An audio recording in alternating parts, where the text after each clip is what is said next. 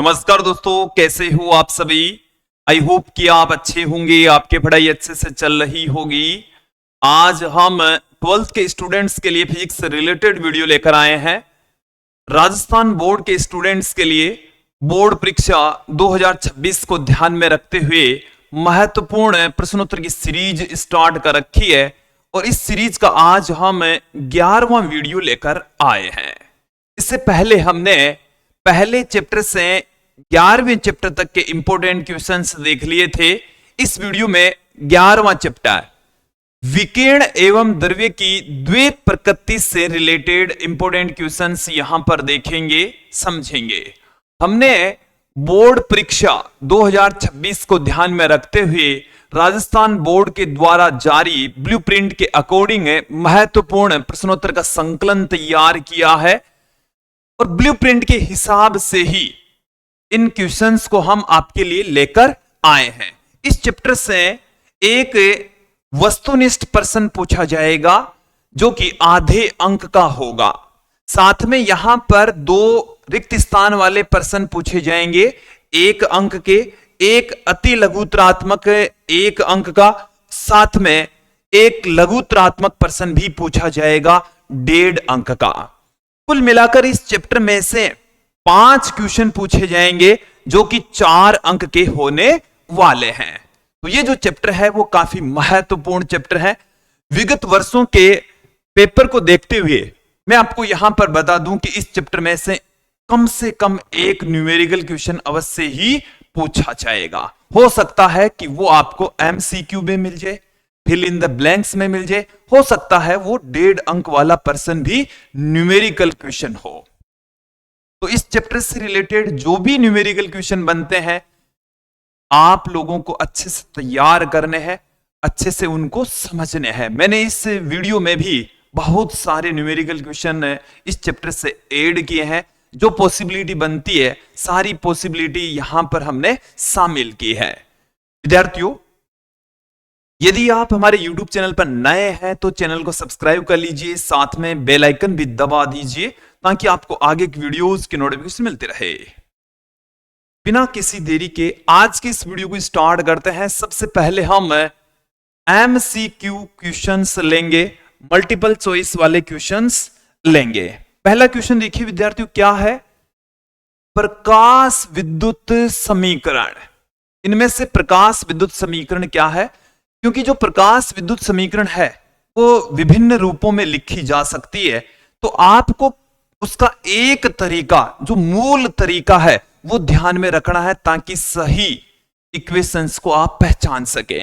देखिए सही क्या है कि यदि कोई प्रकाश की किरण जिसकी ऊर्जा ई है किसी धातु के पृष्ठ पर आपतित होती है तो उसके 2 काम है, फाई नॉट प्लस के मैक्सिमम। उत्सर्जित इलेक्ट्रॉनों को गतिज ऊर्जा प्रदान करना, साथ में कार्यफलन के रूप में। अब यहां पर आप देखेंगे इस ई को हम फोटोन की ऊर्जा h न्यू लिख सकते हैं, ये फाई नॉट है। गतिज ऊर्जा को 1/2 m v मैक्सिमम स्क्वायर लिख सकते हैं। तो ये हमारे पास में आ चुकी है प्रकाश विद्युत समीकरण। प्रकाश विद्युत समीकरण, इस इक्वेशन को और समीकरण, इस इक्वेशन को आप देखेंगे तो ऑप्शन ए यहां पर सही हो जाएगा। कौन सा ऑप्शन सही होगा? Option A. अगले क्वेश्चन की ओर बढ़ते हैं। सीजियम का कार्यफलन। सीजियम का कार्यफलन हमें कितना दे रखा है? 13.24 इलेक्ट्रॉन वोल्ट। तो सीजियम की दहली आवृत्ति कितनी होगी? सीजियम का कार्यफलन हमें दे रखा है। वैसे तो ये सीजियम का कार्यफलन नहीं है बट क्वेश्चन है, क्वेश्चन के हिसाब से अपन को सोल्व करना है। तो देखिए कार्यफलन को हम फाई नॉट से लिखते हैं। फाई नॉट बराबर होता है h न्यू नॉट। तो यहां से न्यू नॉट बराबर आ जाएगा फाई नॉट अपॉन में h। फाई नॉट की जो वैल्यू है वो अपने पास में है 13.24 इलेक्ट्रॉन वोल्ट। तो 2 इलेक्ट्रॉन वोल्ट को मैं 1.6 गुणा 10 की घात -19, फिर h की जो वैल्यू होती है वो होती है 6.62 इंटू 10⁻⁻34।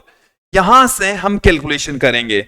देखिए ये जो वैल्यू हमें दे रखी थी वो इस तरीके से दे रखी थी, इसका भाग इसके अंदर चला जाएगा 2 बार में, तो यहां से अपने पास में कितना आ जाएगा, 1.6 को 2 से गुणा करेंगे तो 3.2 गुणा 10 की घात -19 पड़ी थी, प्लस में 34, ये आ गया अपने पास में 3.2 गुणा 10 की घात 15, ये हर्ट्स में आ गया। किस में आ गया, तो 3.2 गुणा 10 की घात प्लस में आनी चाहिए थी, तो ये अपने पास में ऑप्शन डी पड़ा है। ये आपको समझ आ जाना चाहिए, क्लियर हो जाना चाहिए। अगले क्वेश्चन की ओर बढ़ते हैं। v वेग से गतिमान स्मॉल m द्रव्यमान के कण से संबद्ध डी ब्रोगली तरंग धैर्य क्या होगी। डी ब्रोगली तरंग धैर्य लैम्बडा बराबर अपन को जानते हैं h अपॉन में p होता है, और p के स्थान पर m इंटू v पुट कर सकते हैं। तो लैम्बडा पूछा है, h अपॉन में mv, ऑप्शन ए यहां सही हो जाएगा। अगले क्वेश्चन की ओर बढ़ते हैं। डी ब्रोगली की परिकल्पना के अनुसार इलेक्ट्रॉन एक कण तो है ही, वो तरंगीय प्रकृति भी प्रदर्शित करता है, इसलिए ए और बी दोनों ऑप्शन सही होंगे। यहां आपको ऑप्शन सी टिक करना है। अगले क्वेश्चन की ओर बढ़ते हैं कि एक कण समान वेग से गतिमान है, वेलोसिटी सेम दे रखी है, तो अधिकतम डी ब्रोगली तरंग धैर्य इनमें से किसकी होगी। तो लैम्बडा बराबर होता है h अपॉन में p, p के स्थान पर विद्यार्थियों हम m इंटू v पुट कर सकते हैं। v समान है, v समान है जो लैम्बडा है वो द्रव्यमान के व्युत्क्रमानुपाती होगा। अब देखिए यहां पर द्रव्यमान जिसका सबसे कम होगा उसकी तरंग धैर्य अधिकतम होगी। तो सबसे कम द्रव्यमान किसका होगा, मास ऑफ न्यूट्रॉन होता है 1.675 into 10⁻⁻27 kilogram. Mass of proton होता है 1.673 इंटू 10⁻⁻27 किलोग्राम। और बीटा, मास ऑफ बीटा, तो ये तो एक इलेक्ट्रॉन ही होता है, तो 9.1 इंटू 10⁻31 किलोग्राम। और अल्फा कण, इसका जो मास ऑफ अल्फा है ये मास ऑफ प्रोटॉन का 4 गुना होता है। तो सबसे कम जो द्रव्यमान है वो बीटा का होता है, इसलिए तरंग धैर्य सबसे ज्यादा बीटा की होगी, क्योंकि बीटा कण या तो पॉजिट्रॉन होता है या इलेक्ट्रॉन होता है। तो इनका द्रव्यमान सबसे कम, तरंग धैर्य सबसे ज्यादा। अगला क्वेश्चन देखें। एक फोटोन का संवेग, ये संवेग हमें दे रखा है, तो इसकी आवर्ती होगी। देखिए विद्यार्थियों, E बराबर h न्यू होता है। अपन को दे रखा है संवेग, क्या दे रखा है, संवेग। एक के स्थान पर हम m into C square put कर सकते हैं। m इंटू सी बराबर h न्यू। यहां से इसको हम p लिख सकते हैं। क्या लिख सकते हैं, p। m इंटू सी को क्या लिखा जा सकता है, संवेग लिखा जा सकता है। तो यहां से न्यू बराबर आ गया अपने पास में p इंटू सी बटे में h। तो देखिए p का मान कितना है, 3.3 गुणा 10 की घात -29, सी की वैल्यू 3 गुणा 10 की घात 8, और h का मान होता है 6.62 इंटू 10⁻34। ये यहां से 2 बार में कैंसिल हो जाएगा। इसको मैं ऐसे काट देता हूं, ये कितनी बार में कैंसिल हो गया, 2 बार में। इसका इसमें भाग लगाएंगे तो 1.5 गुणा 10 की घात -29 प्लस 8 प्लस 34, तो 34 और 8 कितने हो जाएगी, 42। ये प्लस में 13 रह जाएगी। 1.5 गुणा 10 की घात, मेरे हिसाब से ऐसा कोई ऑप्शन है तो आंसर हो जाएगा, ऑप्शन डी यहां पर सही हो जाएगा। ओके, अगले क्वेश्चन की ओर बढ़ते हैं कि लैम्बडा तरंग धैर्य के फोटोन की ऊर्जा, लैम्बडा तरंग धैर्य के फोटोन की ऊर्जा E बराबर, ऊर्जा बराबर होता है h न्यू, और C बराबर होता है न्यू लैम्बडा। तो न्यू बराबर C अपॉन में लैम्बडा हम पुट कर देंगे, तो h C अपॉन में लैम्बडा, ये ऊर्जा आ जाएगी। ऑप्शन डी यहां पर सही हो जाएगा। अगले क्वेश्चन की ओर बढ़ते हैं विद्यार्थियों। फोटोन की ऊर्जा E बराबर h न्यू, फोटोन का संवेग हमें दे रखा है h अपॉन में लैम्बडा, तो फोटोन का वेग कितना होगा, फोटोन का वेग। तो देखिए फोटोन है वो क्या है, ऊर्जा का कण है, ऊर्जा का कण है जिसका वेग प्रकाश के वेग के बराबर होता है। इसका वेग कितना होगा, प्रकाश के वेग के बराबर होगा, 3 गुणा 10 की घात 8 मीटर प्रति सेकंड इसकी वेलोसिटी होती है। ऑप्शन डी यहां पर सही हो जाएगा। अगले क्वेश्चन की ओर बढ़ते हैं। देखिए किसी धातु का कार्यफलन निर्भर करता है, कार्यफलन फाई नोट किसके ऊपर डिपेंड करता है, फाई नोट किसके ऊपर डिपेंड करेगा। देखिए अलग अलग पदार्थों के लिए फाई नोट की वैल्यू अलग अलग होती है, अलग अलग पदार्थों के लिए फाई नोट की वैल्यू क्या होती है, अलग अलग। सीजियम का कार्यफलन अलग होगा, प्लेटिनम के लिए अलग होगा और भिन्न धातुओं के लिए अलग अलग होगा। तो कार्यफलन का जो मान है वो धातु के पृष्ठ की प्रकृति पर निर्भर करता है, धातु तथा उसके पृष्ठ की प्रकृति के ऊपर निर्भर करेगा। ऑप्शन सी यहां पर सही होने वाला है। अगले क्वेश्चन की ओर बढ़ते हैं कि अंतक वोल्टता, ये निरोधी विभव हो गया विद्यार्थियों, 1.6 वोल्ट कितना दे रखा है, 1.6 वोल्ट दे रखा है। ओके, फिर देखिए कि अधिकतम गतिज ऊर्जा का मान कितना होगा, तो 1/2 mv मैक्सिमम स्क्वायर, जिसको हम अधिकतम गतिज ऊर्जा कहते हैं, इसका मान होता है EV नोट के बराबर। E का मान होता है 1.6, E लगा देंगे तो 1.6 इलेक्ट्रॉन वोल्ट हो जाएगा। ये इसको हम जूल में कन्वर्ट कर लेते हैं तो 1.6 गुणा इलेक्ट्रॉन वोल्ट को 1.6 गुणा 10 की घात -19 तो 2.56 इंटू, ये हमें ऑप्शन में नजर नहीं आ रहा तो 2.56, इसको आप थोड़ा सा एक बार जरूर देख ले। कोई ना कोई ऑप्शन इसमें, एक दो ऑप्शन सेम है भाई, इसमें नहीं, इसमें कुलाम है उसमें जूल है, आंसर तो जूल में आएगा, ये आएगा लेकिन। ओके, ये आप ध्यान रखें, ऑप्शन गलत थे। अगले प्रश्न पर ध्यान दीजिए, आपतित फोटोन की ऊर्जा, आपतित फोटोन की ऊर्जा E का मान कितना है, E का मान है 4 इलेक्ट्रॉन वोल्ट तथा कार्यफलन फाई नोट की वैल्यू कितनी है, 2 इलेक्ट्रॉन वोल्ट। तो निरोधी विभव कितना होगा, तो विद्यार्थियों मैं आपको यहां पर क्लियर कर दूं कि EV नोट बराबर होता है H nu minus phi naught, H nu minus phi naught. तो ये H न्यू का मान ही है, किसकी वैल्यू है, H न्यू की वैल्यू है। तो EV नोट बराबर H न्यू का मान है 4 इलेक्ट्रॉन वोल्ट, फाई नोट की वैल्यू है 2 इलेक्ट्रॉन वोल्ट। यहां से EV नोट बराबर आ गया 2 EV, E से E अभी कैंसिल हो जाएगा, 2 इलेक्ट्रॉन वोल्ट अपॉन में E, तो V नोट का मान आ जाएगा 2 वोल्ट। कितना आ जाएगा, 2 वोल्ट हमें प्राप्त हो जाएगा। ऑप्शन ए यहां पर सही होने वाला है। अगले क्वेश्चन की ओर बढ़ते हैं। यदि प्रकाश की तीव्रता बढ़ा दी जाए, प्रकाश की तीव्रता बढ़ाने का मतलब है फोटोनों की संख्या बढ़ेगी, और जब फोटोनों की संख्या बढ़ती है तो धारा बढ़ जाती है। क्या बढ़ जाती है, धारा बढ़ जाती है, लेकिन निरोधी विभव पर कोई फर्क नहीं पड़ता। क्या निरोधी विभव पर कोई फर्क पड़ेगा, नहीं। गतिज ऊर्जा पर फर्क पड़ेगा, नहीं। यहां पर ऑप्शन देखते हैं, प्रकाश विद्युत धारा बढ़ जाएगी, प्रकाश की तीव्रता बढ़ा दी जाए तो प्रकाश विद्युत धारा बढ़ जाएगी, ऑप्शन ए ही यहां पर सही हो जाएगा। कम हो जाएगी, गलत है। उत्सर्जित इलेक्ट्रॉनों की गतिज ऊर्जा बढ़ जाएगी, गलत है। घट जाएगी, गलत है। ओके, गतिज ऊर्जा पर कोई इफेक्ट नहीं पड़ेगा, प्रकाश विद्युत धारा का मान बढ़ जाता है। जब पराबैंगनी किरणें धातु प्लेट पर आपतित होती है तो प्रकाश विद्युत प्रभाव उत्पन्न नहीं होता। तो इनमें से किससे हो सकता है, चलिए देखिए, विद्युत चुंबकीय स्पेक्ट्रम में हमने पढ़ा है 8वें चैप्टर में विद्युत चुंबकीय स्पेक्ट्रम, उसमें हमने कौन कौन सी तरंगें पढ़ी है। पहली तरंग पढ़ी है गामा तरंग, कौन सी, गामा।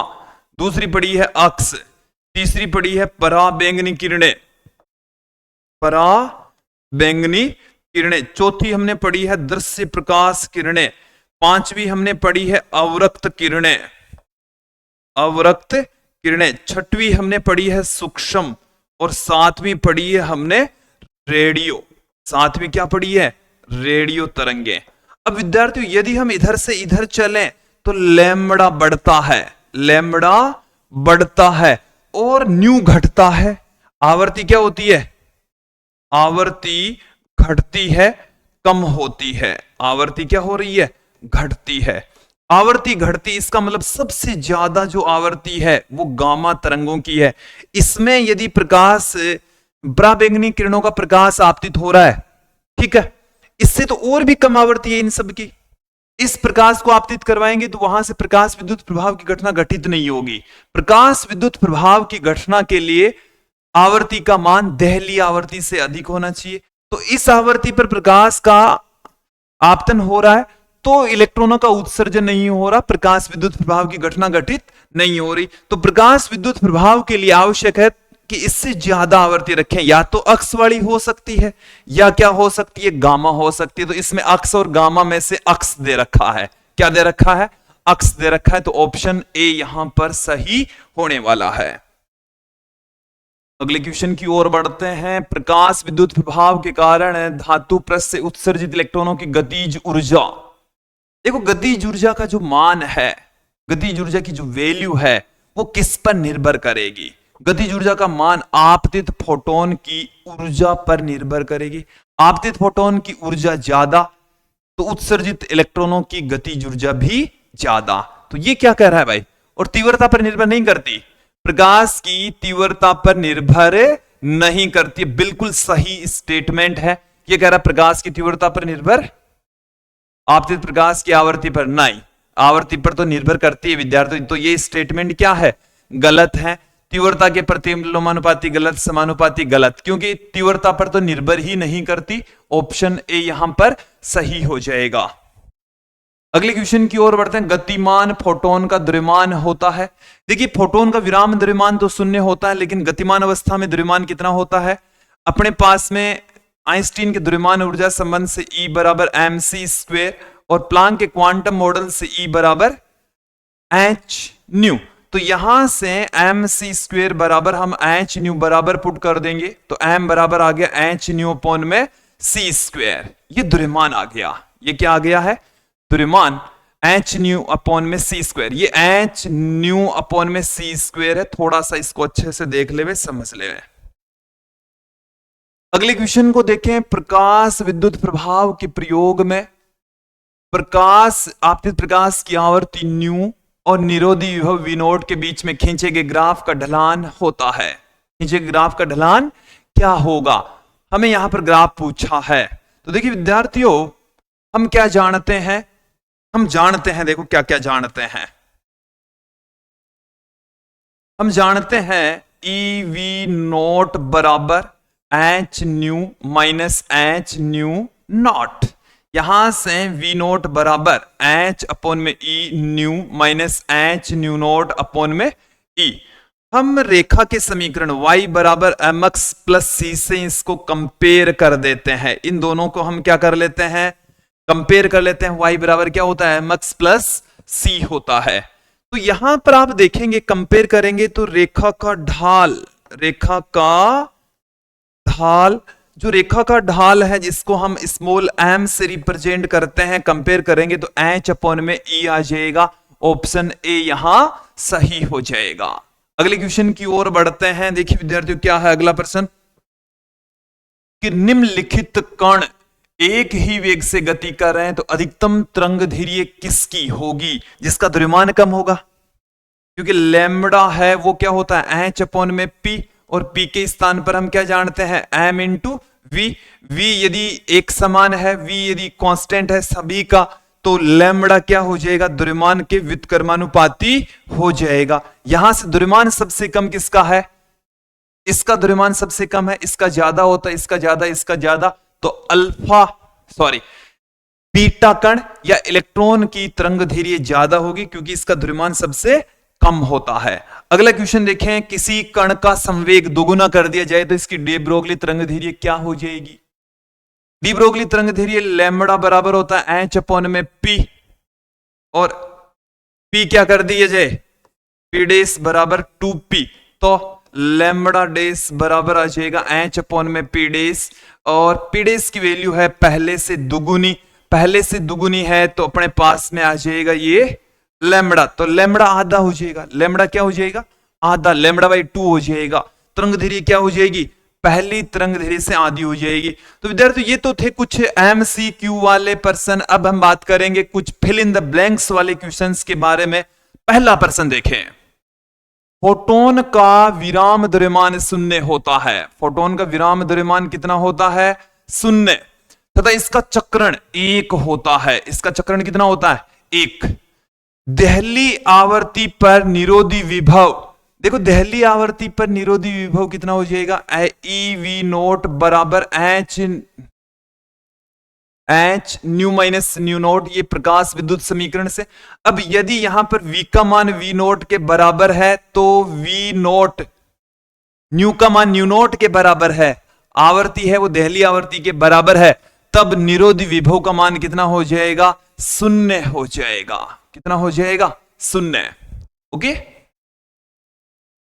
अगला क्वेश्चन देखें, किसी दिए गए प्रकाश संवेदी पदार्थ के लिए एक निश्चित न्यूनतम अंतक आवर्ती होती है, एक न्यूनतम निश्चित अंतक आवर्ती होती है जिसको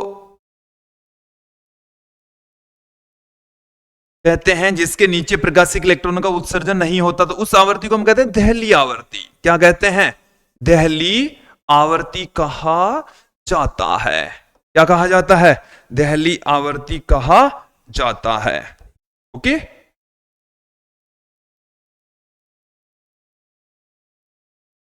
चले अगले क्वेश्चन की ओर बढ़ते हैं।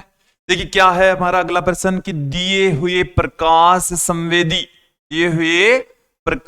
संवेदी पदार्थ के लिए आपतित विकिरण की आवर्ती निरोधी विभव आवर्ती बढ़ाने पर निरोधी विभव का मान क्या होगा। आवर्ती बढ़ा रहे हैं तो निरोधी विभव का मान बढ़ जाएगा। एक ऐसा ग्राफ आपने देखा होगा, ऐसा ग्राफ जिसमें ऐसे है, ऐसे है, ऐसे, तो आवर्ती जैसे जैसे बढ़ती निरोधी विभव का मान क्या हो जाता है, बढ़ जाता है। तो विकिरण की आवर्ती बढ़ाने पर निरोधी विभव का मान बढ़ता है। निरोधी विभव का मान क्या होता है विद्यार्थियों, बढ़ता है।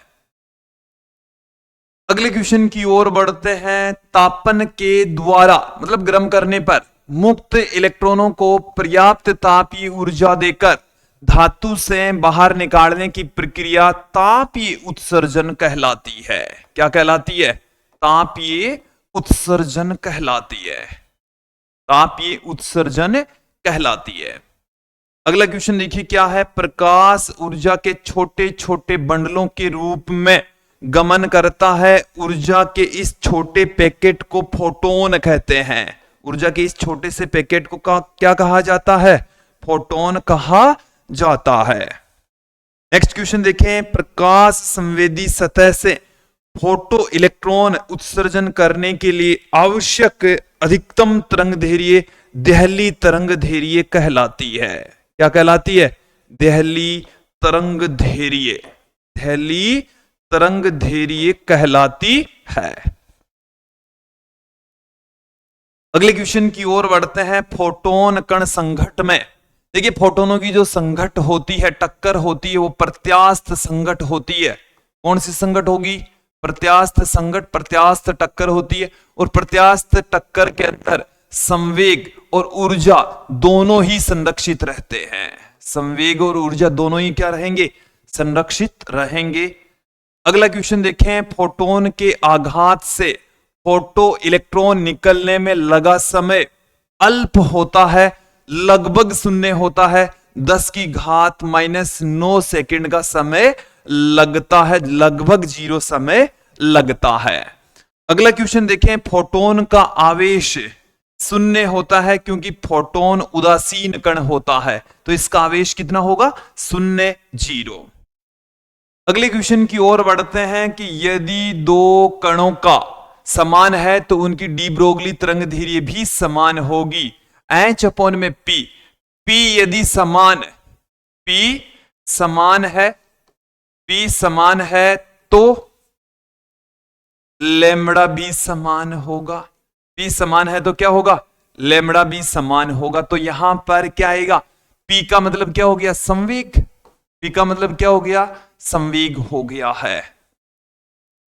अगले क्वेश्चन की ओर बढ़ते हैं। लेनार्ड के प्रेक्षण में दो इलेक्ट्रोडों वाली निर्वातित कांच की नली में उत्सर्जक पट्टिका पर विकिरणों को आपतित कराने पर परिपथ में धारा का प्रवाह होता है। एक बार इसको अच्छे से समझ ले में कि हमारे पास में लेनार्ड के प्रेक्षण में दो इलेक्ट्रोडों वाली निर्वातित कांच की नलिका में उत्सर्जक पट्टिका पर विकिरणों को आपतित कराने पर परिपथ में धारा का प्रवाह होता है। तो पराबैंगनी विकिरणों का आपतन करवाएंगे। यहां पर लेनार्ड किसका आपतन करवाता है, पराबैंगनी विकिरणों का आपतन करवाता है। ओके, अगले क्वेश्चन की ओर बढ़ते हैं। प्रकाश की तीव्रता को दुगुनी कर दें, प्रकाश की तीव्रता को दुगुनी करने पर निरोधी विभव, तीव्रता बढ़ा दें तो धारा बढ़ जाती है लेकिन निरोधी विभव अपरिवर्तित रहेगा। क्या रहेगा, अपरिवर्तित रहेगा। निरोधी विभव पर कोई इफेक्ट नहीं पड़ता। एक ऐसा ग्राफ हम देखते हैं, तीव्रता बढ़ा देते हैं लेकिन निरोधी विभव के मान पर कोई फर्क नहीं पड़ रहा। आगे ना बात समझ में, निरोधी विभव उतना ही रहता है, तीव्रता बढ़ जाती है तो धारा बढ़ जाती है, बट निरोधी विभव पर कोई इफेक्ट नहीं पड़ता विद्यार्थियों। अगला क्वेश्चन देखें। किसी धातु के लिए संतृप्त धारा का मान, संतृप्त धारा का मान आपतित प्रकाश की पर निर्भर नहीं करता। देखिए संतृप्त धारा का जो मान है वो आवर्ती बढ़ा देने पर ऐसे आवर्ती बढ़ा देने पर संतृप्त धारा के मान में कोई चेंज नहीं आता। तो आपतित प्रकाश की आवर्ती पर निर्भर नहीं करता। तो यहां पर आएगा आवर्ती। क्या आएगा, आवर्ती आएगा। आवर्ती लिखा जाएगा। यहां पर क्या लिखा जाएगा, आवर्ती। तो विद्यार्थियों ये तो थे कुछ फिल इन द ब्लैंक्स वाले क्वेश्चंस। अब हम थोड़ा सा आगे बढ़ते हैं, अति लघुत्रात्मक प्रश्न देखते हैं। देखिए प्रकाश विद्युत प्रभाव को परिभाषित कीजिए कि जब किसी धातु के पृष्ठ पर पहली आवर्ती से अधिक आवर्ती का प्रकाश आपतित होता है तो धातु के पृष्ठ से इलेक्ट्रॉनों के बाहर निकलने की घटना प्रकाश विद्युत प्रभाव कहलाती है। क्या है डेफिनेशन देखिए, जब किसी धातु के पृष्ठ पर, किसी धातु के पृष्ठ पर दहली आवर्ती से अधिक आवर्ती का, दहली आवर्ती से अधिक आवर्ती का, अधिक आवर्ती का प्रकाश आपतित होता है, आपतित होता है। दहली आवर्ती से अधिक आवर्ती का प्रकाश आपतित होता है, तो धातु के पृष्ठ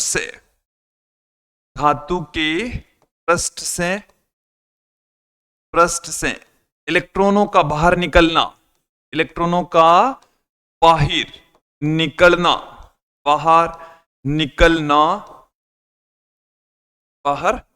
निकलना प्रकाश विद्युत प्रभाव कहलाता है। प्रकाश विद्युत प्रभाव कहलाता है।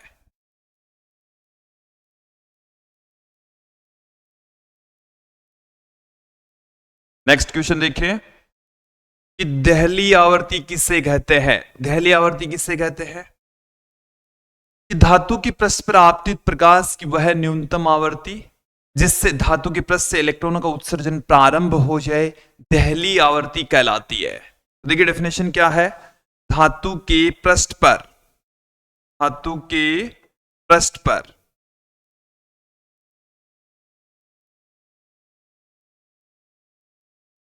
आपतित प्रकाश की वह न्यूनतम आवर्ती,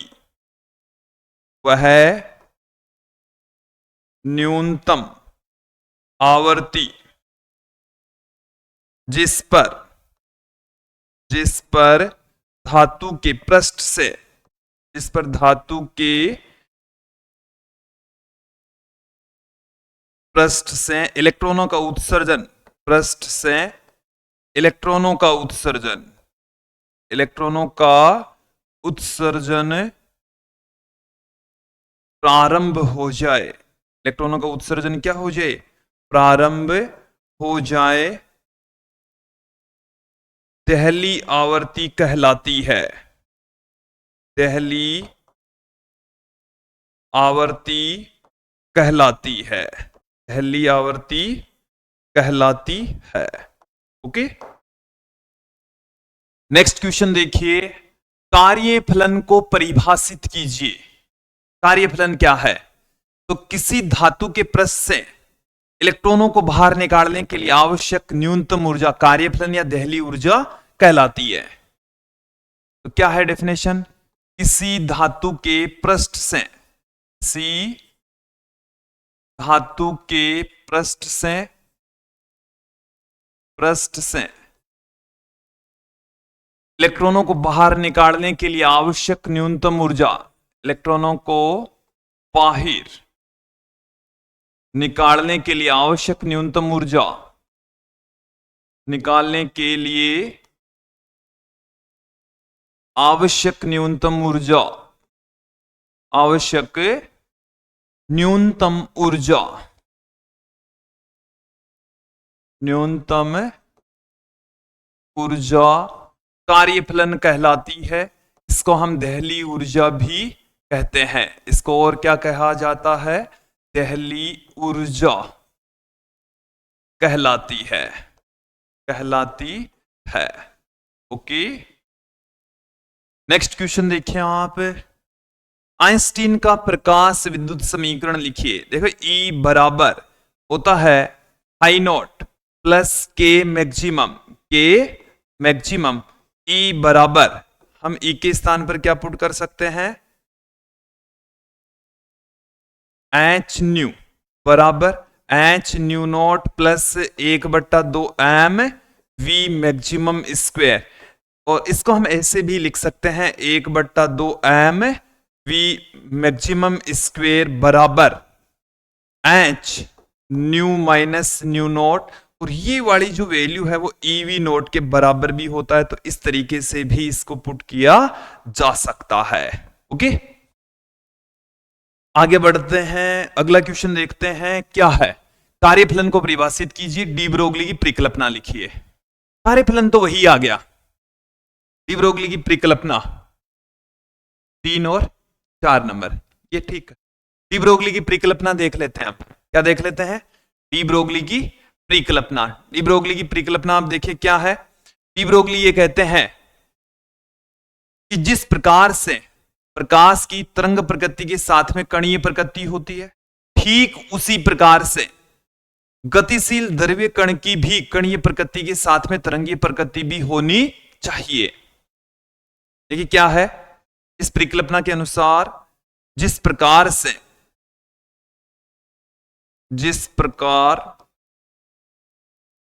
प्रकाश की तरंग प्रकृति के साथ, तरंग प्रकृति के साथ कणीय प्रकृति होती है, कणीय प्रकृति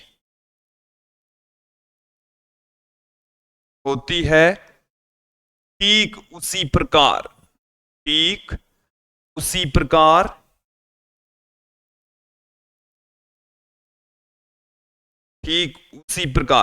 गतिशील द्रव्य कण की भी, गतिशील द्रव्य कण की भी कणीय प्रकृति के साथ, कणीय प्रकृति के साथ तरंगीय प्रकृति भी होनी चाहिए, तरंगीय प्रकृति होनी चाहिए, तरंगीय प्रकृति होनी चाहिए। ओके, नेक्स्ट क्वेश्चन की ओर बढ़ते हैं। क्या है? आइंस्टीन का प्रकाश विद्युत समीकरण लिखिए। अभी अभी हमने देखा प्रकाश विद्युत उत्सर्जन में आरोपित विभवांतर तथा धारा के बीच में ग्राफ। ये वही क्वेश्चन है फिर से। प्रकाश विद्युत उत्सर्जन में आरोपित विभवांतर और प्रकाश विद्युत धारा के बीच में जो ग्राफ है वो किस तरीके के प्राप्त होते हैं, चलिए देख लीजिए। ऐसा ग्राफ हमें मिलेगा, ऐसा। एक तरफ हम ले रहे हैं धारा और दूसरी तरफ हम ले रहे हैं विभवांतर। ओके, ये होता है निरोधी विभव, इस पर होता है विभव 0। ओके, ऐसा। यहां पर धारा हो जाती है कांस्टेंट, इसको हम कहते हैं संतृप्त धारा। इसको हम क्या कहते हैं? संतृप्त धारा। नेक्स्ट क्वेश्चन की ओर बढ़ते हैं। देखिए अगला प्रश्न हमारे पास में क्या है। प्रकाश विद्युत प्रभाव के प्रायोगिक अध्ययन में आपतित विकिरण की विभिन्न तीव्रताओं के लिए संग्राही पट्टी का विभव तथा प्रकाश विद्युत धारा के बीच सही आलेख खींचिए। क्या कहा गया है, इसको एक बार अच्छे से समझ ले। में हमारे को ग्राफ खींचना है विद्युत धारा और संग्राहिक पट्टी का विभव। तो एक तरफ हमने ले लिया है विद्युत धारा और दूसरी तरफ हमने ले लिया है विभव। दूसरी तरफ हमने क्या ले लिया है? विभव ले लिया है। अब विभिन्न तीव्रताओं के साथ में ग्राफ खींचना है, तो ग्राफ ऐसा आएगा, ऐसा ऐसा ग्राफ आएगा। ठीक है, अलग अलग तीव्रताओं पर ग्राफ क्या आएगा? अलग अलग आएगा, ऐसा ग्राफ आएगा। यहां पर तीव्रता है I1, यहां पर तीव्रता है I2, यहां पर तीव्रता है I3 और तीव्रता I3 है वो इनमें सबसे बड़ी है, I1 इसमें सबसे छोटी है। ऐसा ग्राफ हमें प्राप्त होने वाला है। अगले क्वेश्चन की ओर बढ़ते हैं। ये इधर हमने संग्राहक पट्टी का विभव लिया है। नेक्स्ट क्वेश्चन देखें। एक इलेक्ट्रॉन, अल्फा कण, एक प्रोटॉन की गतिज ऊर्जाएं समान है, इनमें से किस कण की डी ब्रोगली तरंग धैर्य अधिकतम होगी? चलिए, तो यहां पर आप ध्यान दें, लैम्बडा बराबर होता है H अपॉन में P, H अपॉन में P। और देखिए गतिज ऊर्जा K बराबर होता है 1/2 mv²। इसको हम m²v² बट्टे में 2m से लिख सकते हैं, जिसे p² बट्टे में 2m से पुट किया जा सकता है। तो p² बराबर अपने पास में क्या आ जाएगा? 2mk और p बराबर आ जाएगा अंडरूट में 2mk, अंडरूट में 2mk। तो h अपॉन में आ गया अंडरूट में 2mk। k समान है, ये क्वेश्चन में क्या कहा गया है? गतिज ऊर्जा समान है, गतिज ऊर्जा इनकी क्या है? समान। k समान है, k समान, तो h भी कांस्टेंट है, 2 भी कांस्टेंट है, लैम्बडा है वो द्रव्यमान के वर्गमूल के व्युत्क्रमानुपाती हो जाएगा। हमारे को पूछा है तरंग धैर्य अधिकतम, तो मास जिसका कम होगा, सबसे कम द्रव्यमान किसका है? इलेक्ट्रॉन का जो द्रव्यमान है, इलेक्ट्रॉन का द्रव्यमान सबसे कम और प्रोटॉन का द्रव्यमान उससे ज्यादा और अल्फा कण का द्रव्यमान इनमें सबसे ज्यादा। तो इलेक्ट्रॉन की तरंग धैर्य अधिकतम होगी, इलेक्ट्रॉन की तरंग धैर्य अधिकतम होगी। तरंग धैर्य, इलेक्ट्रॉन की तरंग धैर्य मैक्सिमम हो, इलेक्ट्रॉन की तरंग धैर्य क्या होगी? मैक्सिमम। ओके, नेक्स्ट क्वेश्चन देखें क्या है। दो धातु की प्लेटों P तथा Q के लिए अंतक विभव V0 आवर्ती न्यू के बीच में ग्राफ दिखाया गया है। इनमें से किस धातु की दहली तरंग धैर्य और कार्यफलन अधिक होगा? देखो भाई ध्यान देना, इसका दहली ऊर्जा होगी ये न्यू P न्यू Q लिख देता हूं मैं।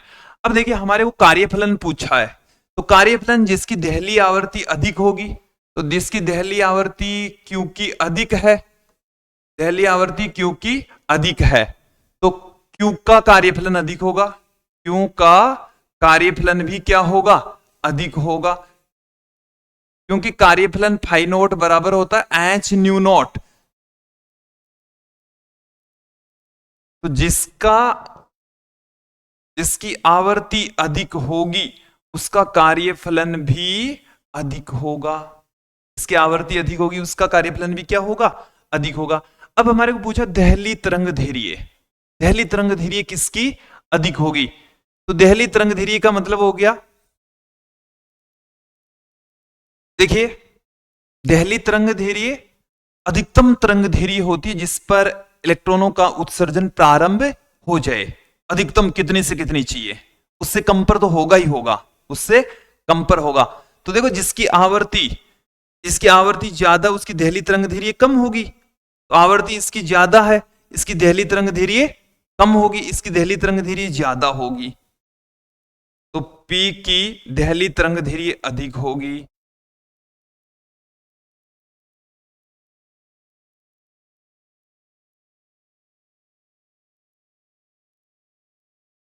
देहली तरंग धैर्य अधिक हो,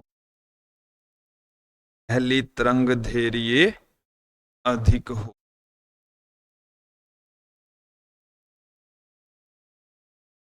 ओके, नेक्स्ट क्वेश्चन की ओर बढ़ते हैं। क्या है कि प्रकाश विद्युत धारा पर आपतित प्रकाश की तीव्रता के प्रभाव को ग्राफ द्वारा समझाइए। तो देखिए ग्राफ द्वारा समझा देते हैं। एक तरफ हम लेंगे प्रकाश विद्युत धारा, दूसरी तरफ हम लेते हैं आवर्ती, दोनों के बीच में खींचा गया ग्राफ हमें एक सरल रेखा के रूप में प्राप्त होगा। एक तरफ हमने क्या लिया है, प्रकाश विद्युत धारा, दूसरी तरफ हमने ली है प्रकाश की तीव्रता, प्रकाश की तीव्रता। तो जैसे जैसे प्रकाश की तीव्रता बढ़ाएंगे प्रकाश विद्युत धारा का मान भी इंक्रीज होता चला जाएगा, दोनों एक दूसरे के समानुपाती होते हैं। यदि किसी धातु पर आपतित प्रकाश की तीव्रता आवर्ती दुगुनी कर दी जाए तो तीव्रता बढ़ाने पर निरोधी विभव पर कोई फर्क नहीं पड़ता, तीव्रता बढ़ाने पर निरोधी विभव पर कोई इफेक्ट नहीं पड़ता, निरोधी विभव अपरिवर्तित रहता है, अपरिवर्तित रहता है। निरोधी विभव क्या रहेगा, अपरिवर्तित रहेगा।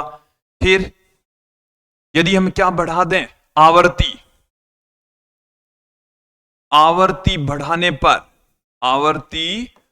बढ़ाने पर निरोधी विभव बढ़ जाता है, निरोधी विभव बढ़ जाता है, निरोधी विभव बढ़ जाता है, निरोधी विभव बढ़ जाता है, इंक्रीज हो जाता है। नेक्स्ट क्वेश्चन की ओर बढ़ते हैं। लैम्बडा दे रखा है, फोटोन के लिए लैम्बडा की वैल्यू कितनी है, 1 एंगस्ट्रॉम। एंगस्ट्रॉम का मतलब हो गया 10 की घात -10 मीटर। संवेग कितना होगा, तो h अपॉन में लैम्बडा हो जाएगा, h की वैल्यू 6.62 इंटू 10⁻34। लैम्बडा की वैल्यू है 10 की घात -10, तो 6.62 इंटू 10⁻34 प्लस 10, यहां से आ जाएगा 6.62 इंटू 10⁻24 किलोग्राम मीटर पर सेकेंड। ओके, अगले क्वेश्चन की ओर बढ़ते हैं। फोटोन की ऊर्जा दे रखी है तो उसका संवेग ज्ञात कीजिए। तो देखिए समझ लीजिए E बराबर क्या होता है, mc² होता है, तो P इंटू सी हम लिख सकते हैं। ऊर्जा को हम ऊर्जा दे रखी है अपन को, तो यहां से P निकाल लेंगे हम। क्या निकाल लेंगे, P बराबर हो जाएगा E बट्टे में C। इसमें चाहिए तो E का मान अपन को दे रखा है 18.75 इलेक्ट्रॉन वोल्ट, 1.6 गुणा 10 की घात -19। अपने पास में C का मान होता 3 गुणा 10 की घात 8, यहां से 3 का भाग लगाएंगे तो 6.25 इंटू 1.6 इंटू 10⁻⁻19, ये ऊपर जाएगा तो -8। इसको इससे गुणा करेंगे तो 16 को 25 से गुणा करेंगे 400, 16 को 6 से 96, 96 और 4 हो जाएगा 100, गुणा 10 की घात माइनस 27, तो ये आ गया 10 की घात 25 माइनस में 25 किलोग्राम मीटर प्रति सेकेंड। ओके, अगले क्वेश्चन की ओर बढ़ते हैं। अगला जो प्रश्न है हमारे पास में, देखिए क्या है, 1 मिनट।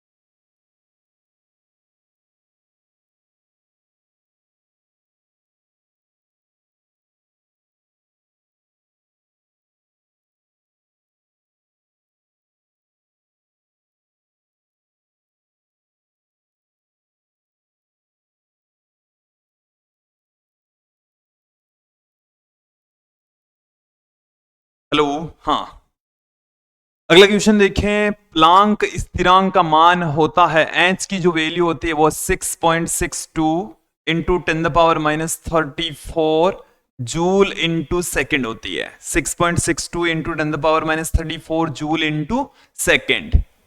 ओके, अगले क्वेश्चन की ओर बढ़ते हैं। क्या कहता है अगला प्रश्न कि अंतक वोल्टता वी नोट का मान हमें 1.6 वोल्ट दे रखा है, अधिकतम गतिज ऊर्जा क्या होगी?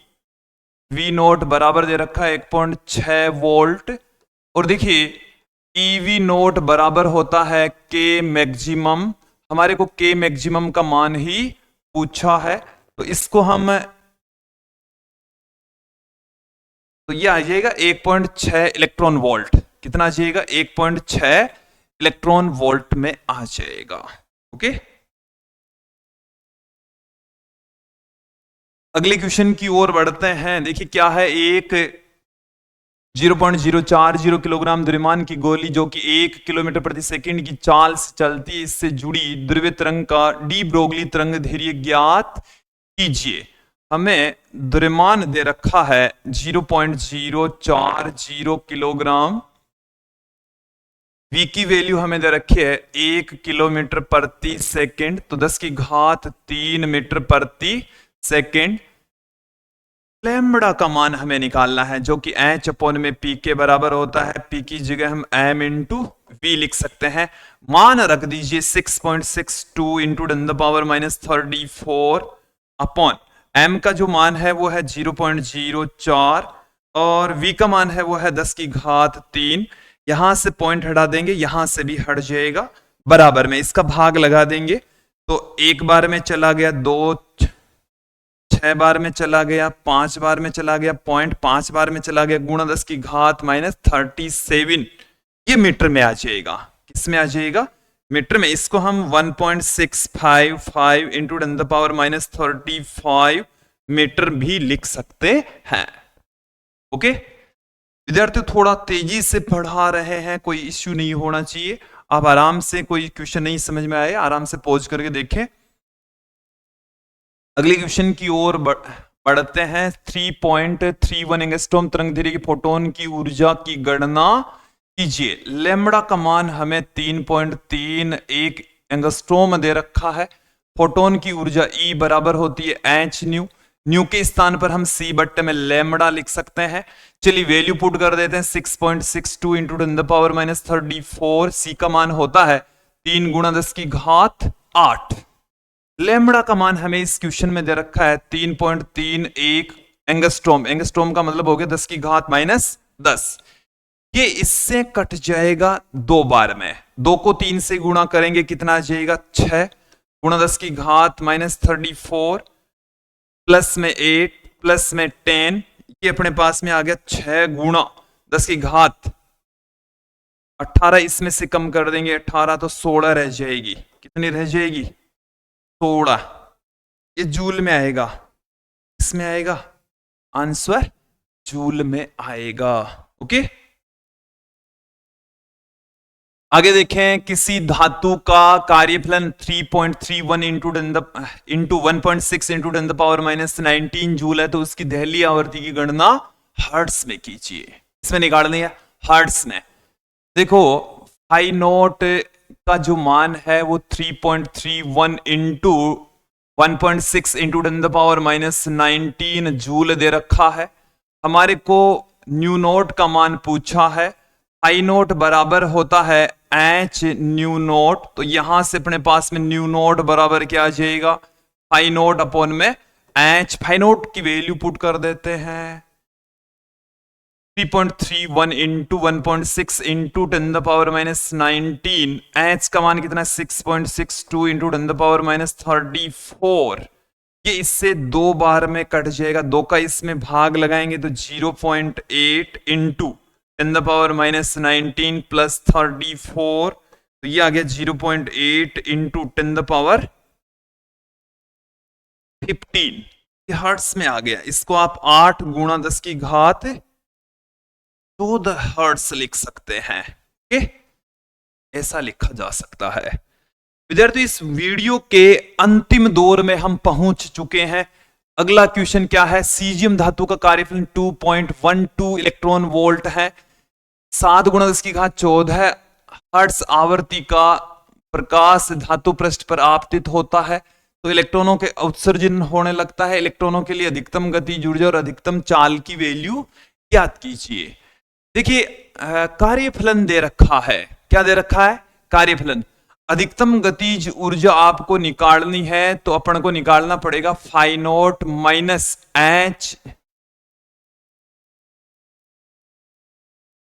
H nu minus phi naught, ये निकालना पड़ेगा।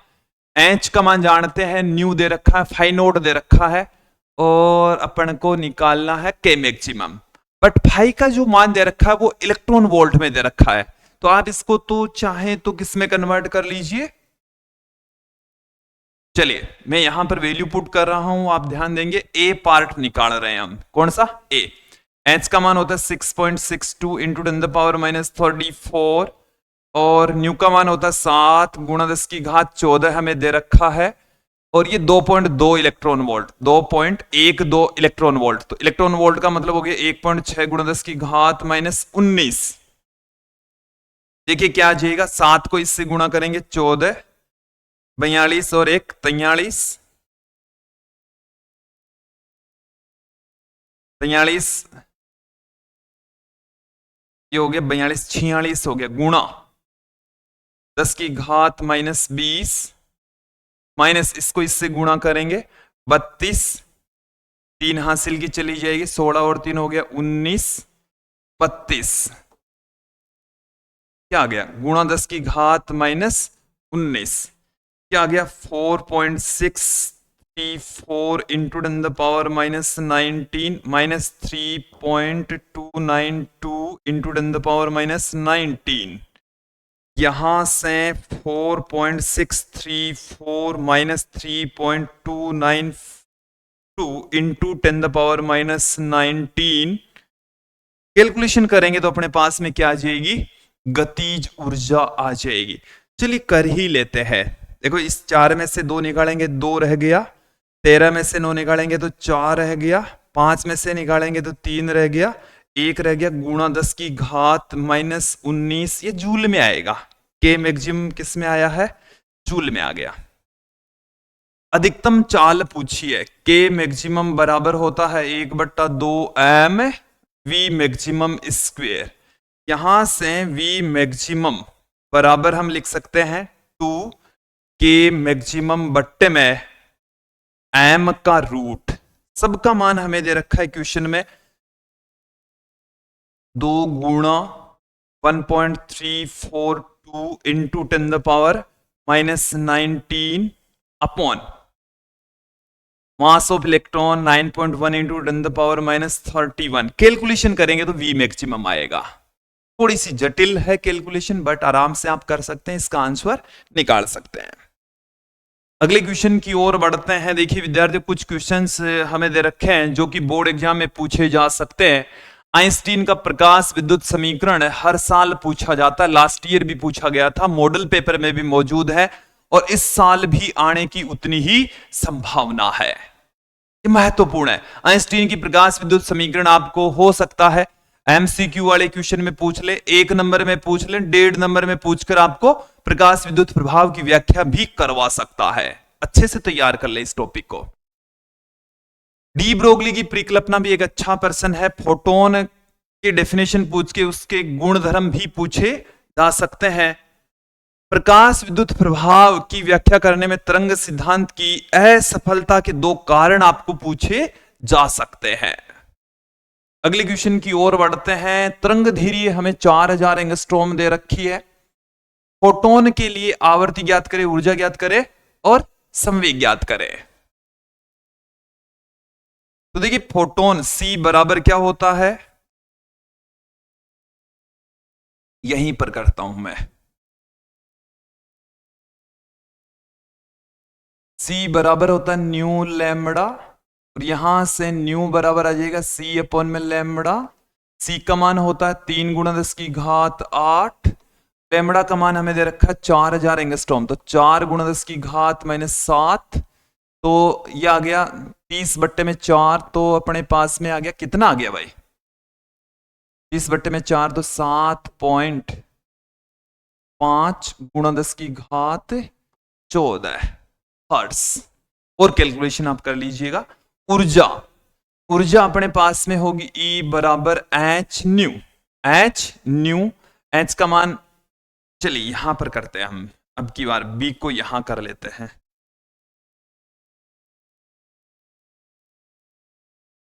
B का सॉल्यूशन देखें, E बराबर होता है H न्यू। H का मान 6.62 इंटू 10⁻34। न्यू का मान हमें क्वेश्चन के अंदर दे रखा है, हमने सॉल्यूशन निकाल लिया 7.5 इंटू 10⁻14। अब ये मान आया जूल में, तो 1.6 इंटू 10⁻19 का भाग लगाएंगे तो ये आ जाएगा इलेक्ट्रॉन वोल्ट में। इसमें आ जाएगा इलेक्ट्रॉन वोल्ट में। कैलकुलेशन आपको करनी पड़ेगी। अब मैं इसको छोड़ देता हूं, मुझे थोड़ी जटिल लग रही है भाई। लैम्बडा बराबर क्या होता है H अपॉन में P, तो यहां से P बराबर आ जाएगा H अपॉन में लैम्बडा हमें दे रखा है। कैलकुलेशन करते करते हम इस वीडियो के अंतिम दौर में पहुंच चुके हैं। 4 गुणा 10 की घात -7, 4 का भाग लगाएंगे तो 1 पॉइंट, अभी लगाया होगा ना, ऐसा कुछ नहीं लगाया, किसी और क्वेश्चन में लगाया होगा। 2 तो 6 बार में चला गया, 2 5 बार में चला गया, फिर 5 बार में चला गया, गुणा 10 की घात -27 मीटर। ओके विद्यार्थियों, जो अंतिम प्रश्न है इस वीडियो का वो देखें आप। 6 गुणा 10 की घात 14 हर्ट्ज आवृत्ति का एक वर्णीय प्रकाश स्रोत प्रति सेकंड इतने जूल ऊर्जा उत्सर्जित करता है, तो स्रोत द्वारा प्रति सेकंड उत्सर्जित फोटोन की संख्या। ये क्वेश्चन भी बोर्ड एग्जाम में एक बार पूछ लिया गया था, इसलिए इस क्वेश्चन को अच्छे से तैयार कर ले में ध्यान दे में। ये हमें न्यू का मान दे रखा है 6 गुणा 10 की घात 14 हर्ट्ज। ठीक है, प्रति सेकंड कितनी ऊर्जा उत्सर्जित करता है एक वर्णीय प्रकाश स्रोत से उत्सर्जित ऊर्जा। तो मान लेते हैं ऊर्जा E बराबर, वो हमें दे रखी है E अपॉन टी दे रखा है 3 गुणा 10 की घात -3 जूल प्रति सेकंड। ठीक है, स्रोत द्वारा प्रति सेकंड उत्सर्जित फोटोनों की संख्या E अपॉन टी बराबर, E की जगह हम लिख सकते हैं H न्यू। अब एक मतलब टोटल फोटोन हम कंसीडर कर लें N है, निकल रहे, कितने फोटोन निकल रहे हैं, N निकल रहे हैं। तो हमें पूछा है N अपॉन टी प्रति सेकंड उत्सर्जित फोटोनों की संख्या। E अपॉन टी के अंदर हम किसका भाग लगा देंगे, H न्यू का भाग लगा देंगे। न्यू हमें दे रखा है, E हमें दे रखा है, E अपॉन टी का मान हमें दे रखा है, ये हमें पूछा है। तो देखिए कितना आ जाएगा, E अपॉन टी कितना दे रखा है 3 गुणा 10 की घात -3। H का मान होता है 6.62 इंटू 10⁻34। न्यू का मान कितना दे रखा है क्वेश्चन में 6 इंटू 10⁻14, ये हमें दे रखा है। चलिए इसका इसमें भाग कितनी बार में चला गया? 2 बार में। कैलकुलेशन टफ है भाई इसकी की 6.62 और 10 the power -3 plus 34 minus 14। Calculation करोगे तो आपके पास में प्रति सेकंड उत्सर्जित फोटोनों की संख्या आ जाएगी। थोड़ा सा इस क्वेश्चन को थोड़ा सिंपल देना चाहिए, थोड़ा सा, या तो इसकी ऊर्जा का मान अपन को ऐसे कट जाए, कट पिट जाता तो आसान हो जाता, बट नहीं कट रहा। आप कैलकुलेशन करेंगे तो इसका आपके पास में फाइनल आंसर आ जाएगा। तो विद्यार्थियों, ये था आज का हमारा वीडियो जिसमें हमने 4वें चैप्टर विकिरण तथा द्रव्य की द्वैत प्रकृति से संबंधित महत्वपूर्ण प्रश्न देखे, समझे, और मुझे उम्मीद है कि आप लोगों को ये जो क्वेश्चंस हैं वो अच्छे से समझ में आ गए होंगे। आज के लिए इतना ही। अगले वीडियो में परमाणु, एटम से रिलेटेड महत्वपूर्ण प्रश्नोत्तर लेकर लौटेंगे। आज के लिए इतना ही। धन्यवाद दोस्तों।